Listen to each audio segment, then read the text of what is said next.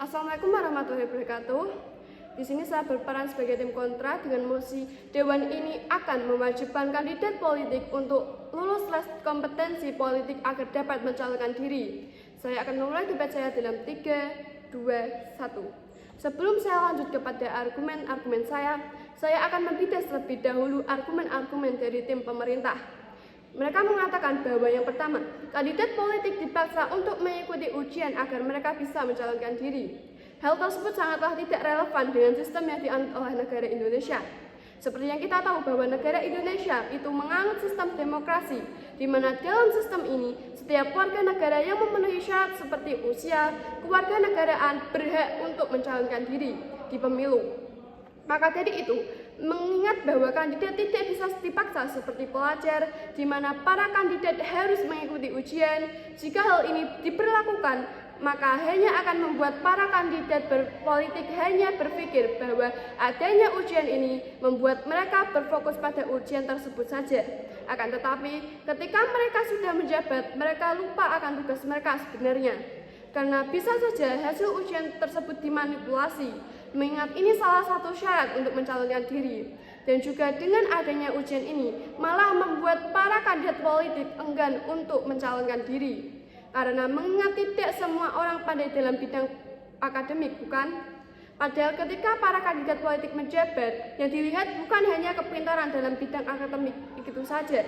Bisa jadi ia hanya pandai di bidang tersebut, tetapi tidak melakukan peran seorang pemimpin, yaitu mereka harus mendengarkan suara rakyat dan menjadi pemimpin yang jujur dan adil. Yang dilakukan kandidat politik tersebut malah sebalikannya. Poin kedua, memaksa dan memberikan standar bahwa kandidat harus memiliki latar belakang profesional terkait latar belakang mereka di pengalaman yang relevan.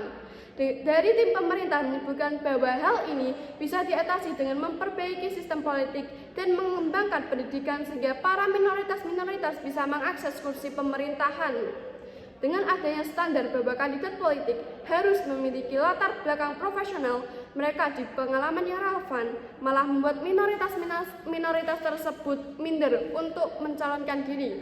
Karena walaupun para minoritas tersebut akan diberi pendidikan yang layak dan membuat minoritas bisa mengakses kursi pemerintahan, itu tetap saja tidak bisa membuat minoritas layak mendapat kursi di pemerintahan. Para minoritas mungkin memang diberikan pendidikan, akan tetapi mereka pasti tidak memiliki latar belakang yang profesional dan pengalaman yang relevan dari standar yang diberikan. Mereka pasti akan mudah disingkirkan dalam kandidat politik, di mana para minoritas minimnya latar belakang yang profesional dan pengalaman yang relevan. Sebagai seorang minoritas, mereka pasti masih baru terjun di dalam dunia politik, sehingga hal tersebut menyulitkan mereka jika mereka mencalonkan diri di kompetensi politik tersebut. Mengingat lawan mereka pasti sudah ahli dalam bidang politik dan memiliki latar belakang yang profesional. Contohnya, ketika ada kandidat politik dari daerah terpencil dan aktor tersebut minimnya latar belakang yang profesional karena keluarganya tidak ada yang terjun dalam dunia politik, pasti akan langsung mudah disingkirkan oleh aktor yang sudah lama terjun ke dunia politik, atau bahkan ia merupakan anak dari penjabat yang sudah menjabat di kursi pemerintahan.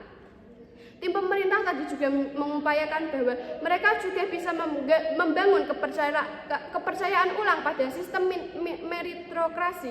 Walaupun hal tersebut dapat terjadi rawan konflik karena kandidat yang ekstrim, dan mereka akan memberikan transparansi hasil ujian para kandidat politik. Hal ini bagus untuk membangun kepercayaan pada masyarakat akan pemerintah. Akan tetapi, jika dengan tes kompetensi politik sebagai syarat untuk dapat mencalonkan diri, hal tersebut tidak bisa dijalankan. Karena jika dengan adanya tes kompetensi tersebut malah membuat rawan konflik karena kandidat yang ekstrim, hal itu sama saja tidak ada gunanya.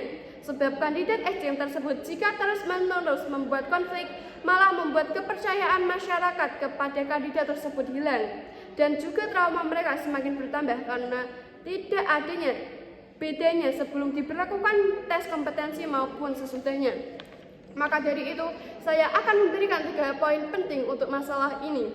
Yang pertama, kita bisa menghapus aturan dalam tes kompetensi, yaitu tes kompetensi tetap diberlakukan untuk kandidat politik dapat mencalonkan diri. Akan tetapi, kita harus menghapus standar bagi para kandidat.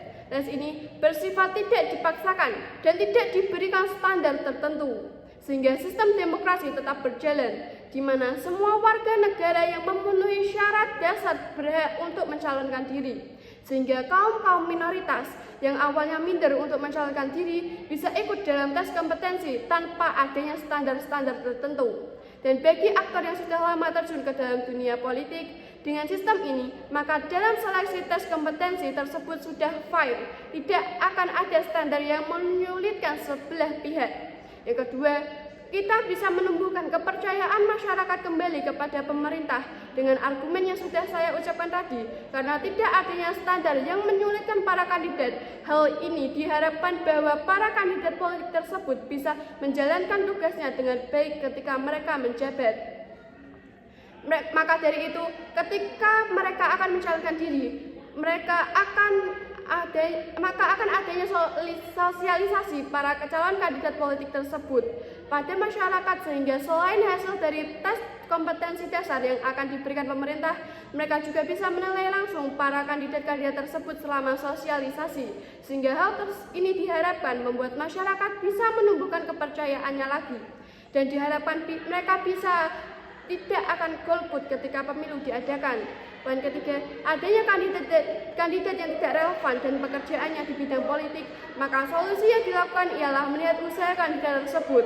Tim pemerintah mungkin menyebutkan bahwa status quo sudah gagal karena sistem demokrasi berjalan tetapi outputnya tidak ada. Maka itu sebenarnya salah, karena walaupun kandidat tersebut pekerjaannya tidak relevan di bidang politik, kita tetap bisa melihat usaha yang dilakukan kandidat tersebut. Misalnya, ia adalah sosok pemimpin yang adil dan bijaksana, akan tetapi ia tidak bisa mencalonkan diri hanya karena pekerjaan yang tidak relevan. Seperti yang kita tahu bahwa presiden saat ini adalah dulunya mantan perwira tinggi TNI Angkatan Darat, di mana kita tahu bahwa politik sipil itu berbeda dengan komando militer. Jadi tidak ada larangan bahwa kandidat yang tidak relevan dengan pekerjaannya itu tidak bisa mencalonkan diri. Karena selain pekerjaannya relevan dengan bidang tersebut, kita bisa melihat potensi yang dimiliki seseorang kandidat dari perilakunya juga. Terima kasih.